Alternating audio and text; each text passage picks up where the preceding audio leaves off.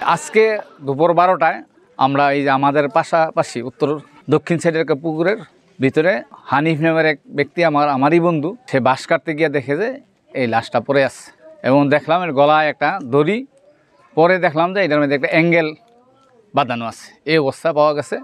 আমরা ধারণা, আমরা যখন ব্যাপক প্রচারণা করতেছি এবং থানা সহ সবাই করতেছি, আমার মনে হইতেছে যে 1-2 দিন পরে এটা মাইরা এটা পুকুরে অ্যাঙ্গেলটা ফালাই দিছে। 4-5 ইয়া থেকে ফোনের থেকে সে ফোনও আসছে যে মুক্তিপণ দেওয়ার জন্য এত টাকা দিলে তোমরা দেবো, কিন্তু ওদের এটাও আমরা থানাতে ইনফরমেশন দিয়েছি এই যে নাম্বারগুলি। মিমের বাবা কিন্তু অত্যন্ত সাধারণ এক ব্যক্তি, সে কখনো তার সমাজের কেউর সাথে তার কোনো বাকবিদ্যি হয় না, ঝগড়া ফাসাদ হয় না, অনেক ভালো ছেলে। এই ঘটনা ঘটছে, এটা খুবই দুঃখজনক, ন্যাক্কারজনক। আমাদের অত্র এলাকাতে এরকম আর কোনো ঘটনা ঘটে নাই।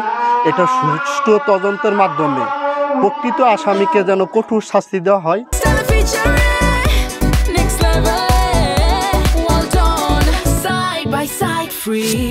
আমাদের সাথে শত্রুতার কারণে করছে, এইটা আমরা মেনে নিতে পারতেছি না। অথবা এলাকার সব মানুষের সর্বাত্মক কল্যাণ করার চিন্তাই সবসময় আমাদের মধ্যে ছিল। আমার যে ছোট ভাই যার বাচ্চা মারা গেছে, খুন করা হয়েছে, সে তো বাড়িতেই থাকে না। এই বাচ্চাটা তো বলতে গেলে আমার, আমি কোলে পিঠে করে মানুষ করেছি। এটা আল্লাহ ভালো জানেন যে কেন আমার এই বাচ্চাটাকে খুন করা হয়েছে। আম্মু তুমি থাকো, আবু বাজার করে আসছি, আইসা মায়ের খোঁজ পাই না।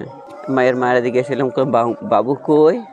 তুমি যাওয়ার পরে বাচ্চার মায়ের মোবাইলে কথা বলতেছিল ওর খালামণির সাথে, তো এখানে একটু বসা পরে কইতেছ আম্মু তুমি কথা কও, আমি একটু খেলতে যাই।